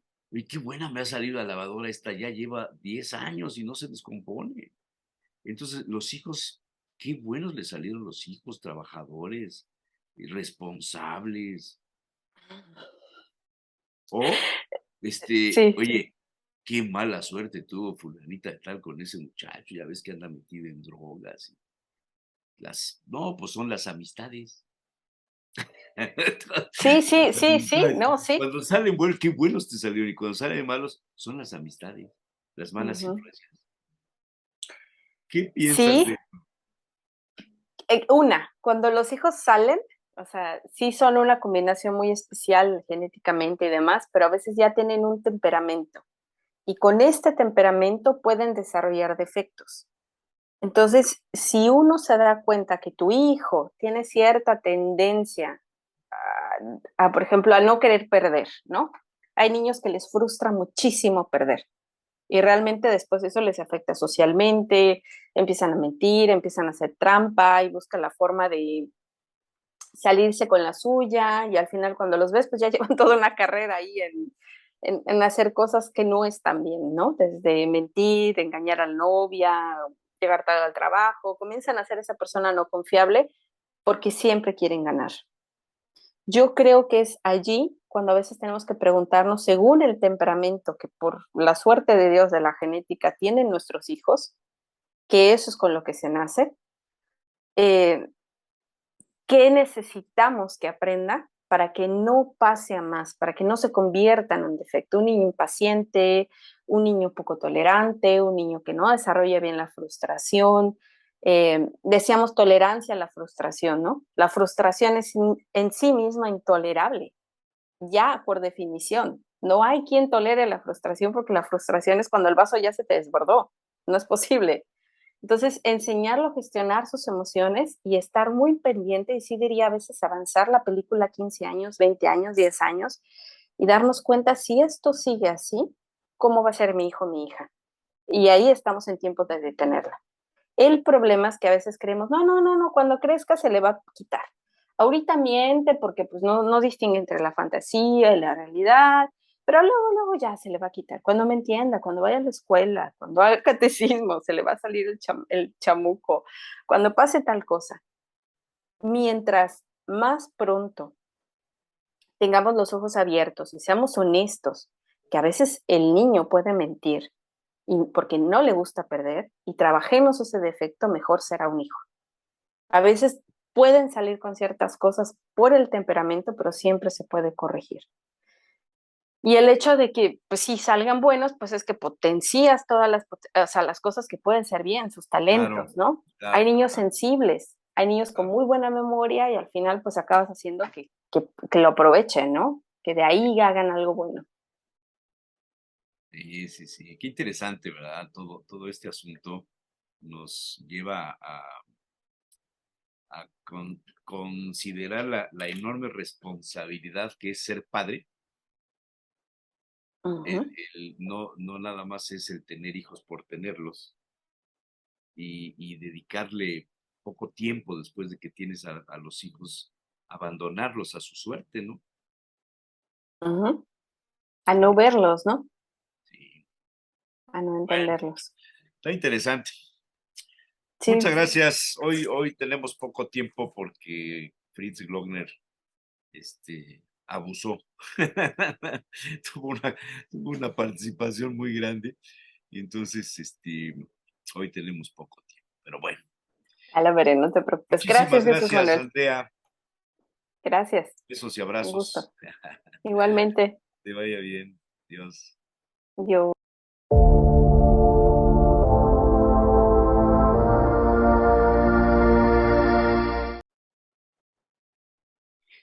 Aquí está ya mi querido Noix Balanqué Bautista, como todos los martes nos hace el favor de colaborar. Buenos días a ti, buenos días a todos aquellos que tienen la paciencia de seguirnos por este espacio. La paciencia. Bueno, pues fíjate que falleció este domingo y yo no sabía que vivía en Puebla. Anabel Gutiérrez, no sé si la tengas Sí, exactamente. sí, yo tampoco sabía que vivía en Puebla, sí, No, pues falleció resulta a que los vivía en 89 años tenía. Nació en la ciudad Actriz juvenil de la época de oro, del cine la de oro, famosísima película de Escuela Escuela de de Vagabundos, Vagabundos. Rostros Olvidados, Con- Deseada, Muchachas de Uniforme. Y resulta que y ya vivía las, en Puebla y yo creo que nadie sabía, creo que tenía un pariente, algún sobrino, alguna cosa, que es el que Ujú. quien comunicó que se había muerto. El Coyote Emplumado, Discoteca es Amor, Los Resbalosos, Su Primer Amor, Quietos Todos, Angelitos del Trapecio, Las Aventuras de Pito Pérez, El Ratón, Llamas contra el Viento, Amor de Lejos, Escuela de Vagabundos, sin duda la que más fama le dio. La visita que no tocó el timbre, Caballero a la medida, Las Tres Helenas, Venganza en el circo, Caribeña, Siete mujeres, No te ofendas, Beatriz, Mujeres que trabajan, Huracán Ramírez, El ruiseñor del barrio, Rostros olvidados, Muchachas de uniforme, Deseada, Al son del mambo, Azares para tu boda, La liga de las muchachas, El diablo no es tan diablo. Oye, es una cantidad de películas. Sí, enorme, no sé cuánto, yo creo que habrá hecho alrededor de 100 películas o tal vez un poco más. Fíjate que las generaciones más recientes la recuerdan porque salió en el programa de Chespirito, Así es, la mamá de la interpretando a la chimotrufia. mamá de la chimotrufia, y recuerdo que el capítulo donde aparece por primera vez, ella menciona, la mamá de la chimotrufia menciona que viene de Puebla, o sea, que llega a la Ciudad de México a vivir con su hija desde la ciudad de Puebla. Entonces, ahora que lo mencionas que vivía acá, pues también yo creo que tenía que ver eso, de que se trasladaba a actuar a Televisa, ¿no? Era una chica de joven muy bonita, tenía un rostro Guapa, muy sí. bonito, era muy guapa.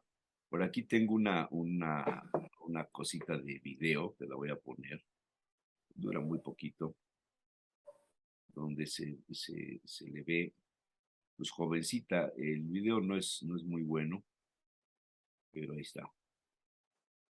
Ahí está, sí, era guapa, sí. Gutiérrez Aicua.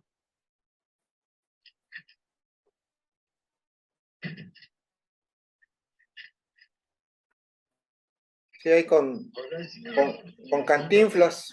No estoy yo chamba. Ahí me espera, nomás voy a buscar unos agujeros para los sopal. Esa es. ¿Con qué te pintas? Es ella. Si no llego a tiempo para separarlos, matan. ¿Y tú por qué lo lastimaste? Me quería quitar un pan que me habían dado.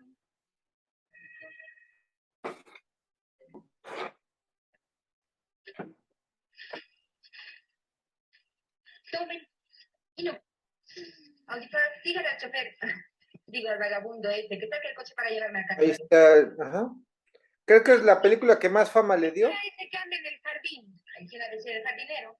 ¿El jardinero? No. Susi, ven. Mira, corre. Ay, mira. Ay.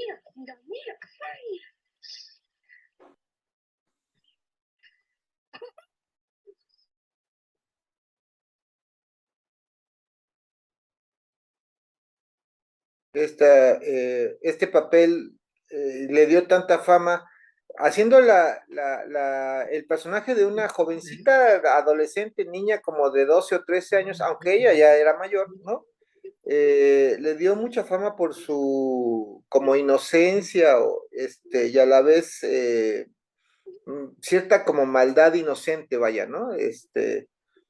Que tenía un rostro muy bonito, era muy bella, ¿no?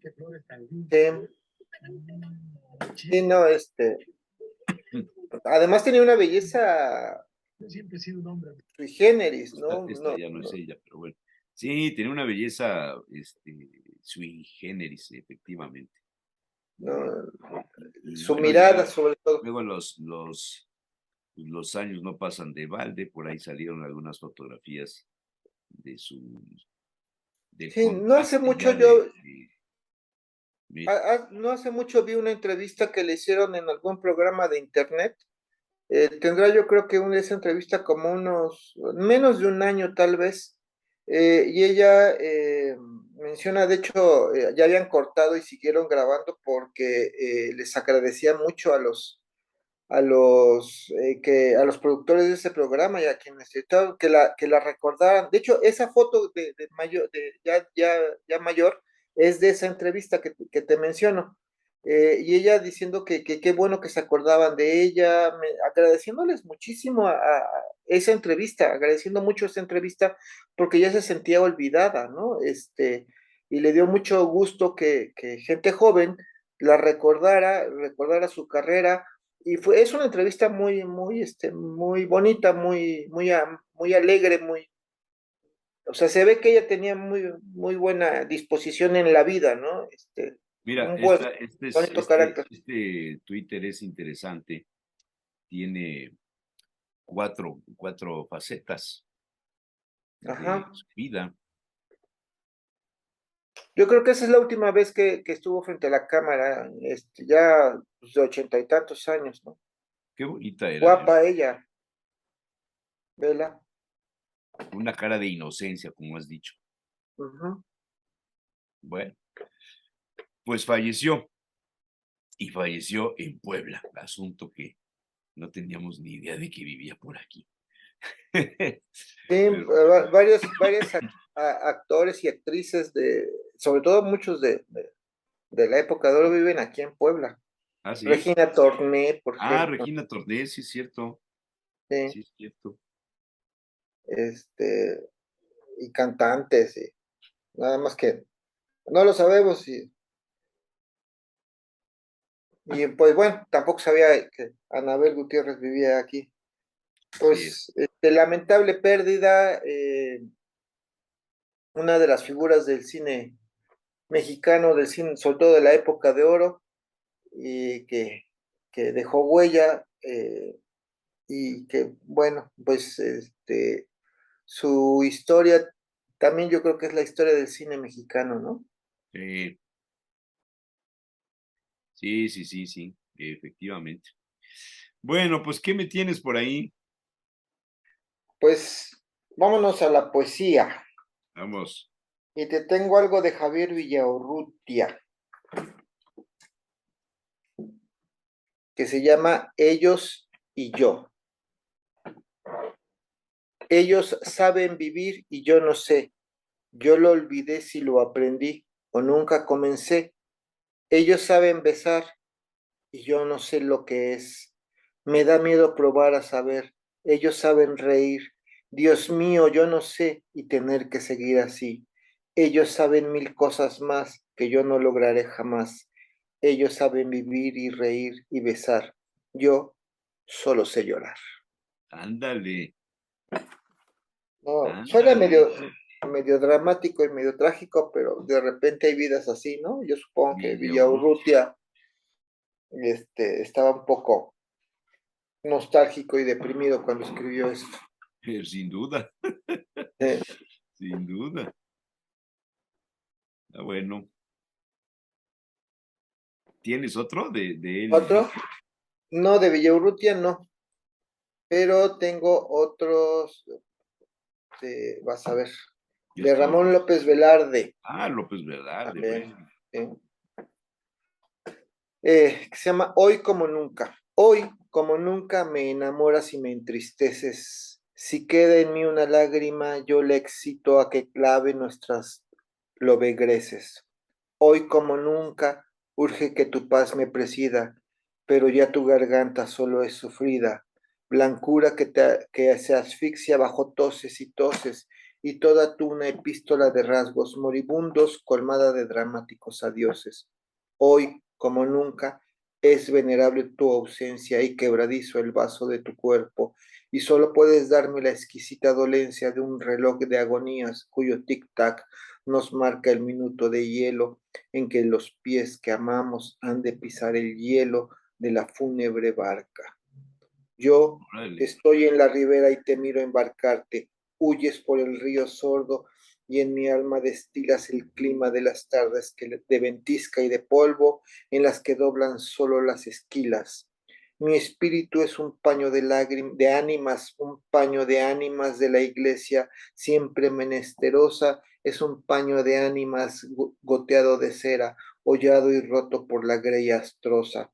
No soy más que una nave de parroquia en penuria, nave que se celebra eternos funerales, porque una lluvia terca no permite sacar el ataúd a las calles rurales. Fuera de mí la lluvia, dentro de mí el clamor cavernoso y creciente de una salmista. Mi conciencia mojada por el hisopo es un ciprés que en la huerta conventual se contriza.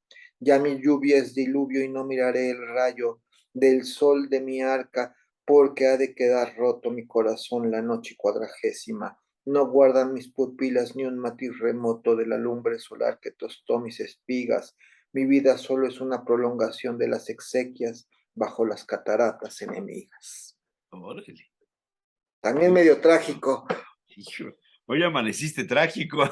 Sí, hoy amanecí trágico.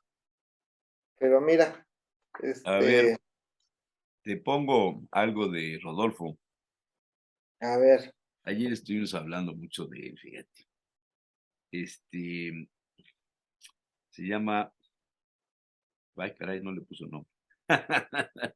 Uh-huh. ¿O será que la primera línea es el nombre? Más o menos la vida. No llores por los días que pasaron, por los amores viejos que un día fueron.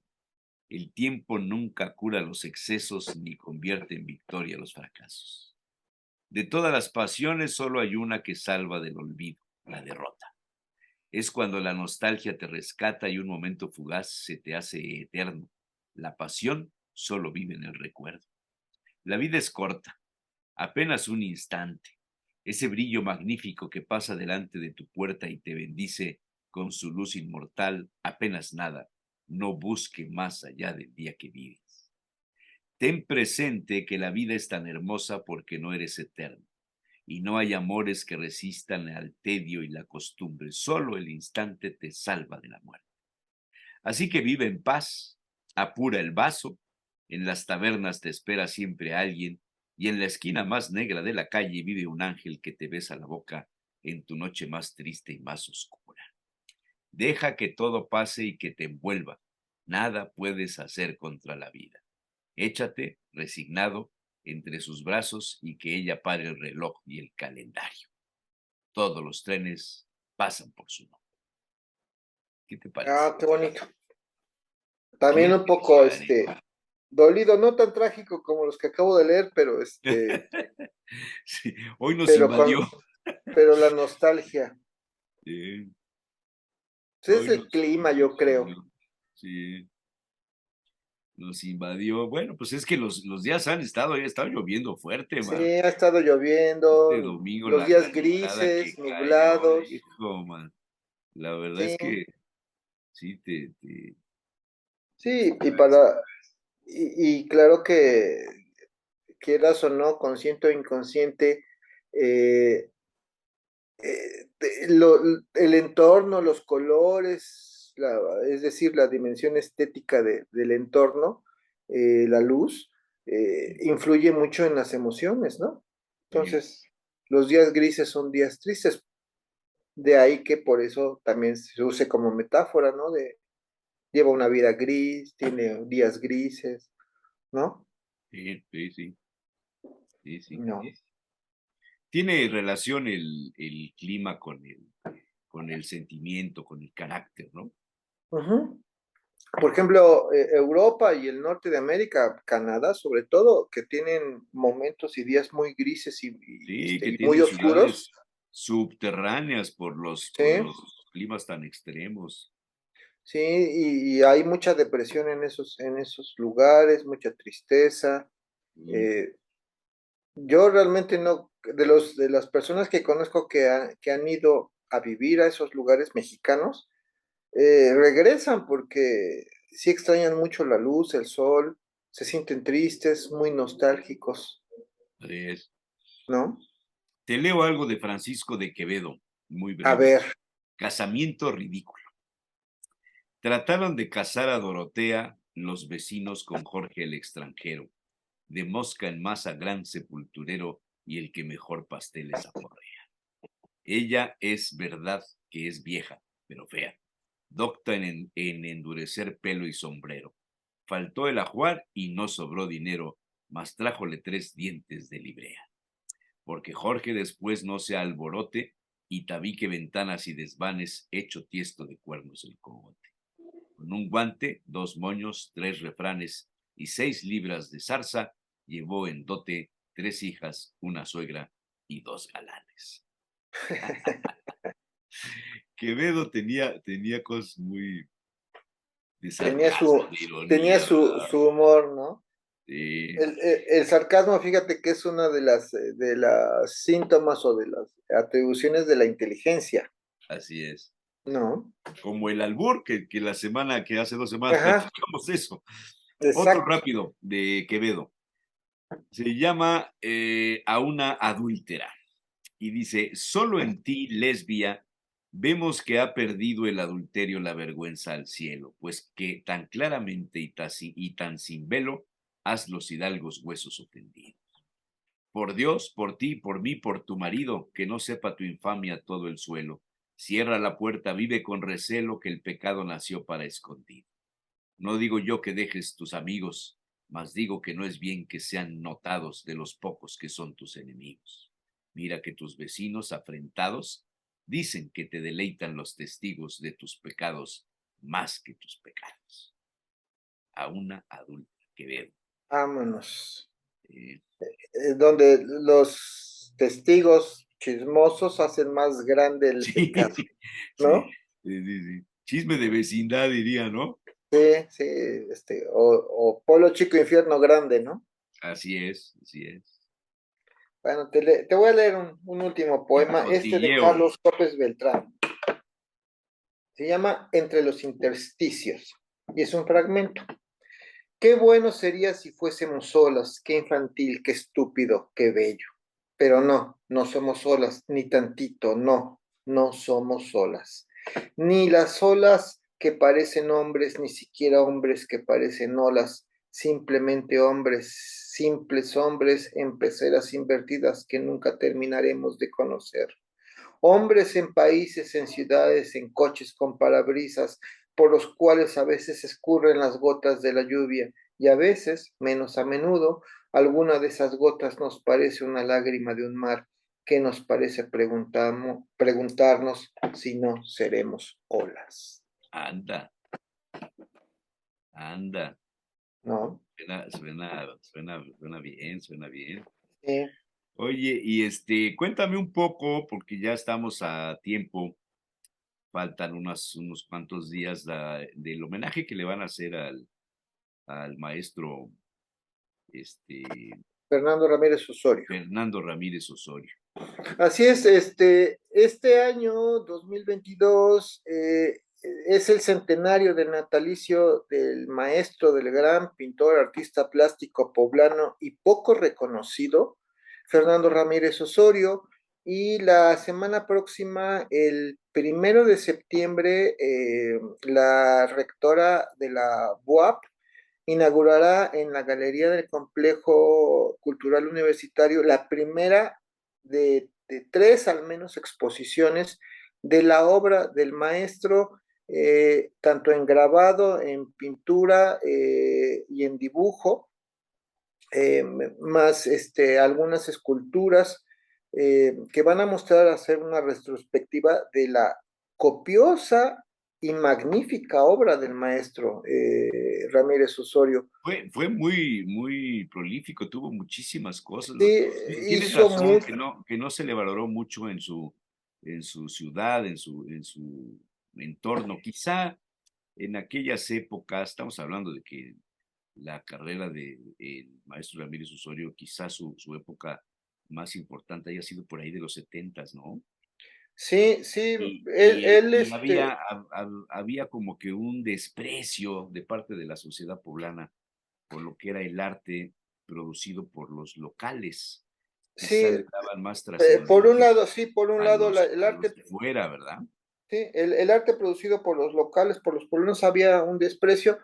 Y luego, como él se alejó un poco de la pintura costumbrista, Ajá. eh, tam- tampoco fue apreciado porque todavía más o menos, y hasta la fecha creo que sigue igual, cuando se aprecia mucho la pintura costumbrista, ¿no? Y él se aleja un poco, se Sobre vuelve, todo en se ve en mucho. la zona donde se daban los pintores, por pedido. Llegabas y te mostraban un álbum ahí en el barrio del artista y escogías el balconcito, la puerta, las flores, si querías que le eh, pusieran margaritas. exacto, ¿no? Ya sabes, Y ¿no? él Las no, pinturas, él veía al cosmos, veía al, al, al, al infinito, sí, un poco lo que hizo también el doctor Bolaños. ándale, Tenían más o algo menos el parecido. estilo. De hecho, algunas de las pinturas bueno, de su obra hablan del infinito. Otras también las puedes relacionar con el cubismo o con los trabajos muy similares a las del doctor Atl en su técnica, Ajá, ajá, ¿no? claro, Eh, sí. en grabado fue mucho ahí sí, más tradicionalista. Hay una serie de grabados maravillosos sobre el carnaval de Huejotzingo. Ujú. Fue un maestro, un gran maestro grabador, muchos lo han admirado por su técnica, y también tiene retratos de personajes históricos que él admiraba: Benito Juárez, Ignacio Zaragoza, Aquiles Cerdán. eh, pero también él fue un defensor del patrimonio cultural poblano, y creo que esa fue la parte Por supuesto. que políticamente lo opacó o lo eclipsó, porque él se enfrentó ante los poderes para defender mucho el patrimonio cultural poblano en una época en donde no se reconocía ni se apreciaba el arte, por ejemplo, arquitectónico del centro histórico, y se veían casas viejas porque además la mayoría eran vecindades que estaban maltratadas. Entonces, la idea era demolerlas para construir edificios modernos, y él defendió mucho de esas casas. Creo que su defensa más icónica de esto es la casa del Deán, que iba a ser totalmente demolida para dar pie al cine, que está, de hecho, demolieron un poco más de la mitad de la casa, y él defendió para que por lo menos Y se preservara lo varios, que hoy está. fueron varios los que estuvieron ahí, sin duda encabezados por Ramírez Osorio. Así es, Estuvo Pablo Ramón Loreto, por ejemplo, sí. De hecho, Efraín el núcleo Castro. de grabadores de No, Puebla, pero no solamente grabadores, o sea, ajá, estuvo también Efraín Castro, que en aquellas épocas Efraín Castro, sí. estaba con sus investigaciones históricas, y un personaje que pocos saben, que también estuvo ahí apoyando a Ramírez Osorio, que fue David Bravo y sí de León, que después fue panista, Panista, sí. pero se opusieron a los intereses que dominaban en aquella época de Gabriel Alarcón, de Manuel Espinosa Iglesias, Claro, sí. con la cadena esta de De cines en todo el Cotza, del país. Cines, ¿no? Sí. Sí, Y que tenían un apoyo presidencial muy fuerte, no, ¿no? pues tenían el apoyo del Sí, gobierno federal y del gobierno estatal y todos los intereses económicos que te puedas imaginar. Sí, sí, claro. y lograron, gracias a esa defensa, hoy tenemos en pie muchos edificios Muchos históricos, edificios, sí. ¿no? Entre Sí, ellos sí, sin la duda, Casa del Deán, sin duda. ¿no? Pero la idea era modernizar, entre comillas, a Puebla, destruyendo el pasado, ¿no? Sí. Eh, Hoy, gracias a eso, tenemos un centro histórico del cual nos enorgullecemos los poblanos, ¿no? Hoy sí ya valoramos el arte novohispano que está en Puebla, que tiene una característica que no ves en las otras ciudades novohispanas, ¿no? Así es. y que se hubiera perdido si no hubiera habido personas como Fernando Ramírez Osorio que defendieron esto. Entonces, no solamente su trabajo como artista, como el excelente pintor que fue, maestro en la técnica, el excelente grabador que fue, el excelente dibujante. También hay unos dibujos a lápiz y otros a tinta de patios poblanos, además mostrando la vida de lo que era en esos patios poblanos la vecindad, Ajá. ¿no? No, ya sabes, ¿no? El tendedero, los niños jugando en el patio, las señoras platicando y echando el chisme, y él tuvo la sensibilidad de mostrar eso que hoy ya no existe. Esas casas existen, muchas de ellas, otras ya no, pero muchas existen, pero ya no son vecindades. Entonces, el ambiente, la atmósfera, la parte de la cultura de esas vecindades, pues ya se perdió, ¿no? Y entonces con esos grabados, esos dibujos, podemos también tener una noticia histórica de cómo se vivía en esas casas en Puebla, ¿no? Claro, claro. ¿Esto va a ser cuándo? La primera exposición será la galería del complejo cultural de la UAP. Se inaugura el 1 de septiembre, estará como un mes, va a estar ahí. El 2 de septiembre, al otro día, es el día del cumpleaños, el mero día de los 100 años, y también va a haber una celebración ahí mismo en la galería, en donde se va a exhibir un documental sobre la vida de, de Fernando Ramírez Osorio, que incluye piezas de arte audiovisual, como un videoarte, que lleva la voz de un poema eh, con una voz muy importante en la ciudad de Puebla, que es la de Jesús Manuel Hernández. Eso es lo menos importante del eh, homenaje, pero eh, bueno. Porque también lo menos importante es que ese documental, tuve el privilegio de dirigirlo, que me haya, la familia, los descendientes del artista, me hayan hecho el favor de pedir que yo les hiciera ese documental. Oye, ¿y alguien de sus hijos, de sus descendientes, siguió con la misma vocación? Sí, pero no al grado de los padres, porque además la esposa de Fernando Ramírez Osorio también fue una gran pintora, Rosa María Salazar, hija de Faustino Salazar, otro de los grandes, Otro ¿no? grande, Sí. otro grande. Los hijos, dos de sus hijas se dedicaron al arte, pero desde el punto de vista de la docencia.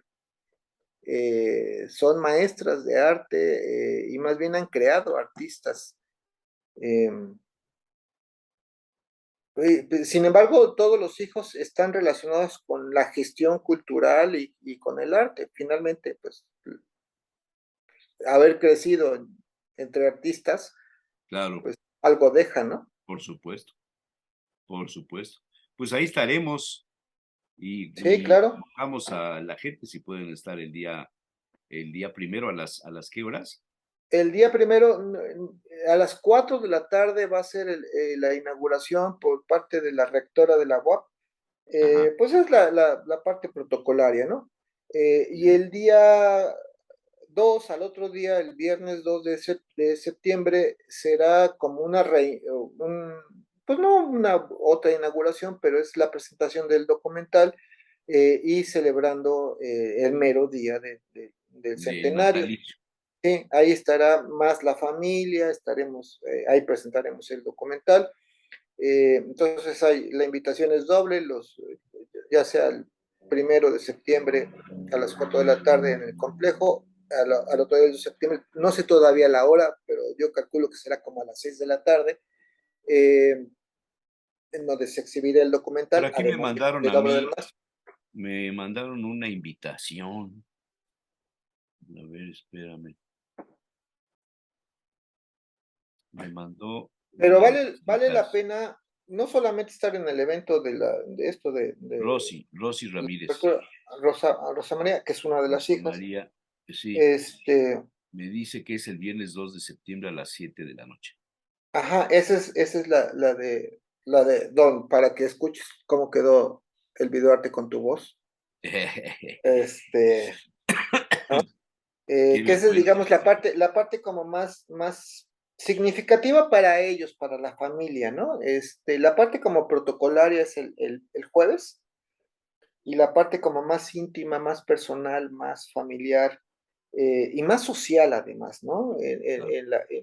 En la cuestión del valor que tiene el maestro Ramírez Osorio, será el viernes, Está bien.